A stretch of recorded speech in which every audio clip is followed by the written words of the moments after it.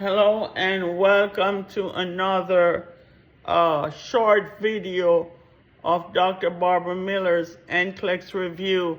Today the focus on comparing and contrasting acute kidney injury versus chronic kidney injury.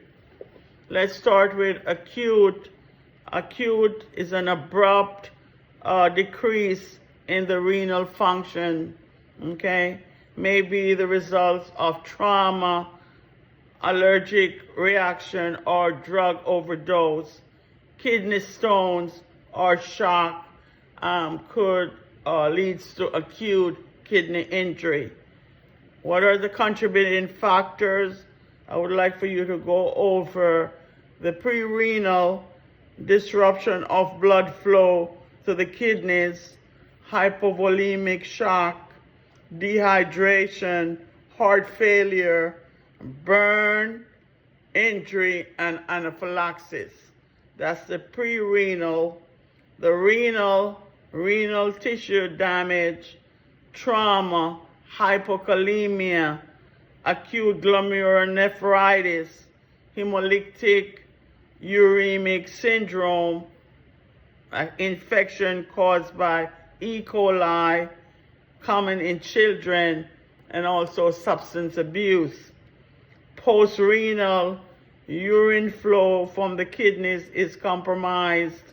Kidney stones, prostate hyperplasia, tumors, and strictures. What are the manifestations? You have 4 phases. The onset begins with the onset of the event and lasts for hours to days.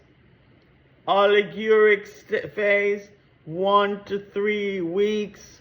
Sudden onset, less than 400 milliliters in 24 hours of urine. Edema, elevated blood urea nitrogen and creatinine and potassium, increase in specific gravity, acidosis, heart failure, and dysrhythmias. The diuretic phase, urine output increased, followed by diuresis and diuresis of 4,000 to 5,000 milliliters per day of urine, indicating recovery of damaged nephron, indicating recovery of damaged nephron, decreased specific gravity, hypotension, and fluid and electrolyte imbalances or concern.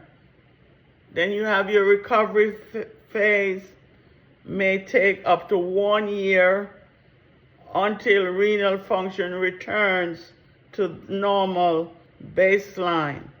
Older adults are at increased risk for residual impaired.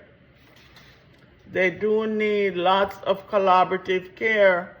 The nursing intervention, you want to eliminate or prevent the cause, okay? You want to correct metabolic acidosis, hyperkalemia, hyperphosphatemia, hypocalcemia. You want to exhalate an iron exchange resin given orally or by enema to treat hyperkalemia. So, okay, exhalate. You want to give IV glucose, and insulin causes potassium to enter the cells. You want to give calcium IV or sodium bicarbonate to stabilize the membrane. Implement dietary modification. For oliguric phase, low protein is paramount, high carbohydrate diet, and restricted potassium intake. For the diuretic phase, or diuresis rather, low protein, high calories, caloric diet, and restricted fluids as indicated. You want to encourage bed rest in the algeric phase, monitor daily weights, monitor intake and output, implement dialysis as ordered until the renal function returns. And you want to assess for pericarditis, friction rot. What are the medications used for acute injury of the kidneys? Phosphate binders to lower phosphorus while replacing calcium, example, calcium acetate, heparin alpha to treat anemia. And in contrast, chronic kidney disease, this is progressive failure of the kidney function that results in death unless hemodialysis or transplant is performed. It is irreversible. Once it starts, it does not stop. It goes through stages from stage 1 to 5. So stage 1, the glomerular filtration rate, GFR, is greater than 90 milliliters per minute. Stage 2, the GFR, 60 to 89 milliliters per minute. Stage 3, 30 to 59 milliliters per minute. Stage 4, 15 to 29 milliliters per minute. And stage 5, less than 50 milliliters per minute, or end-stage renal disease.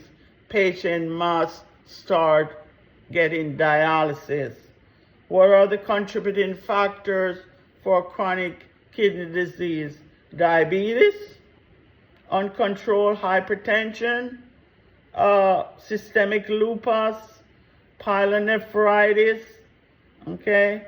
Ethnicity, if you're African American or Native and Asian culture. What are the manifestations for chronic kidney disease? Fatigue, anemia, headaches, nauseousness, vomiting, diarrhea. The patient becomes irritable, edema, low calcium, high potassium. Patient will have pruritus, itchy skin due to uremic frost. Pallid, gray, yellow complexion. Metabolic acidosis, elevated bun and creatinine, decreased glomerular filtration rate. Patient will have convulsion and goes into coma. They do need collaborative care such as maintain bed rest, some interventions, implement a renal diet for the client, low protein, low potassium, high carbohydrate, vitamins, and calcium supplement, low sodium, and low phosphate is paramount. You want to monitor for and treat hypertension as prescribed with anti blood pressure medications. Strict intake and output, fluid replacement, at least 500 to 600 milliliters more than previous 24 hours. Urine output. You want to monitor the electrolytes for the potassium and so forth. Do not administer antacids with magnesium or enemas with phosphorus. You want to maintain dialysis for hemodialysis 3 days per week. Okay, they're looking for clearance. You want to administer diuretics in early stages, provide meticulous skin care, provide emotional support to the client and the client's family, and assess for bleeding. medication that they use for chronic kidney disease, phosphate binders, such as aluminum hydroxide gel, calcium acetate, and cervilamine hydrochloride. They also use epoten or epigen, okay, for the anemia and to stimulate red blood cell formation and transfuse as necessary. Thanks for watching this short video on comparing and contrasting acute kidney disease and chronic kidney disease. Please like, share, subscribe to the channel to help it grow. And thanks for all who's been supporting the channel, my viewers and my subscribers. Thank you so much. I do appreciate it all. See you again.